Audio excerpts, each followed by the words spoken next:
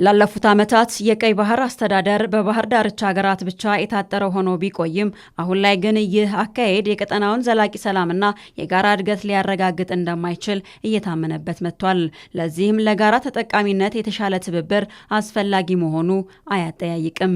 የኢትዮጵያ የባህር በር አልባ መሆን ወሳኝ የሆኑ የኢኮኖሚ እድሎችን እንድታጣ ማድረጉ ብቻ ሳይሆን ቀጠናዊ ሚናዋን እየተፈታተናት ነው ያሉት የኢትዮጵያ ባህር ኃይል ዋና አዛዥ ሬር አድሚራል ክንዱ ገዙ ኢትዮጵያ ጠንካራ የባህር ኃይል በመገንባቷ የባህር ላይ ውንብድናን፣ ህገወጥ የጦር መሳሪያ ዝውውርን፣ ሽብርተኝነትንና መሰል ስጋቶችን ለመዋጋት ከፍተኛ የትብብር አቅም እንደሚሆን አብራርተዋል። ኢትዮጵያ has not only lost out on vital economic opportunities ኢትዮጵያ የባህር በር አልባ መሆኗ ወሳኝ የሆኑ ኢኮኖሚያዊ እድሎችን እንድታጣ ማድረጉ ብቻ ሳይሆን ቀጠናዊ ሚናዋም እንዲቀንስ አድርጓል።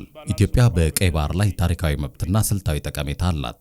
የኢትዮጵያ የባህር በር ፍላጎቷ ከሀገራዊ ግብ በላይ ለቀጠናው ሀገራት የጋራ ጥቅሞች የሚውል ነው። ይህም ከአፍሪካ ህብረት የ2063 አጀንዳ ጋር የሚጣጣም ነው። በተጨማሪም እንደ የባህር ላይ ዘረፋ፣ ሽብርተኝነት፣ መደበኛ ያልሆኑ የስደትና የሰዎች ዝውውር ያሉ የጋራ ደህንነት ስጋቶችን ለመቋቋም የኢትዮጵያን የባህር ላይ ሚና ያጠናክራል። በዛሬው ተለዋዋጭ የጂኦፖለቲካ ሁኔታ በቀጠናዊ ውህደትና በዓለም አቀፍ አጋርነት ላይ የተመሰረተ አካታች የባህር ላይ አስተዳደር እንዲኖር የሚቀርበው ጥሪ እየጨመረ ነው። በዚህም የባህር በር ተደራሽነት፣ ትስስርና የኢኮኖሚ እድገት ወደ ጋራ መረጋጋት እንዲሸጋገሩ ይጠበቃል።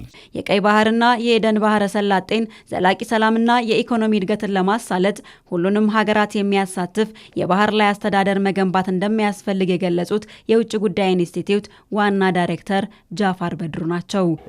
በቀይ ባህር ሰላም መረጋጋትና የኢኮኖሚ እድገትን ለማምጣት የሚደረጉ ትብብሮች በሁለትዮሽም ይሁን ባለብዙ ወገን የሚደረጉ ትብብሮች በቀይ ባህር ላይ ጥገኛ የሆኑ ሀገራትን ኢኮኖሚያቸው፣ ማህበራዊ ቀጣይነታቸው የተሳሰሩ ሀገራትን ማካተት አለበት። ያ አለማካተቱ በቀይ ባህር መድረክ ውስጥ ሰላም መረጋጋትና ሁሉንም አሳታፊ የሆነ የአስተዳደር ስርዓት የህግ ማዕቀፍ ለማምጣት ያለውን ውስንነት በጉዳዩ ዙሪያ ላይ አካታች የሆነ ገቨርናንስ በጣም ወሳኝ እንደሆነ ከቀጠናው የመጡ ተወካዮች፣ የዘርፉ ምሁራንና ተመራማሪዎች፣ የፖሊሲ አማካሪዎች የጋራ መረዳት የፈጠሩበት ሁኔታ አለ። የኢትዮጵያ የባህር በር ጥያቄ የቅንጦት ሳይሆን የህልውና ጉዳይ መሆኑ የተነሳ ሲሆን በተለይም ለቀጠናው ሰላምና ደህንነት መረጋገጥ ወሳኝ ሚና አለውም ተብሏል። በአካባቢው ላይ በቀጠናው ላይ ኢትዮጵያ ካለምንም ጥያቄ አንከር ስቴት የምትባል ወይም አያል ይሄንን አያልነቷን ተጠቅማ ቀጠናው ላይ ሰላምና መረጋጋት እንድታመጣ እንድታስጠብቅ ወደ ባህር በር መመለስ ወይም ደግሞ ወደ ባህር ዳርቻ እንድትወጣ ማድረግ የመጀመሪያው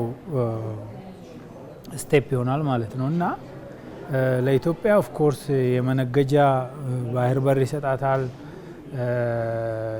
ቀጠናውን ደግሞ በማረጋጋት እንዲሁም ደግሞ ከዚህ ፈልሶ ወደ አውሮፓ ሀገራት እየሄዱ እዛ ከፍተኛ መጨናነቅ እየፈጠሩ ያሉ ስደተኞችንም እዚህ በመያዝ ከቀጠናውም ከአህጉሩም ያለፈ ጥቅም የሚሰጥ ሰፊ አርዕስት ነው ማለት ነው። በውይይቱ በህዝብ ተወካዮች ምክር ቤት የውጭ ግንኙነትና የሰላም ጉዳዮች ቋሚ ኮሚቴ ሰብሳቢ ዶክተር ዲማ ነገዎ፣ ከፍተኛ የመንግስት የፖሊሲ አውጪዎች፣ ዲፕሎማቶችና ከቀጠናው የተውጣጡ ባለድርሻ አካላት ተገኝተዋል።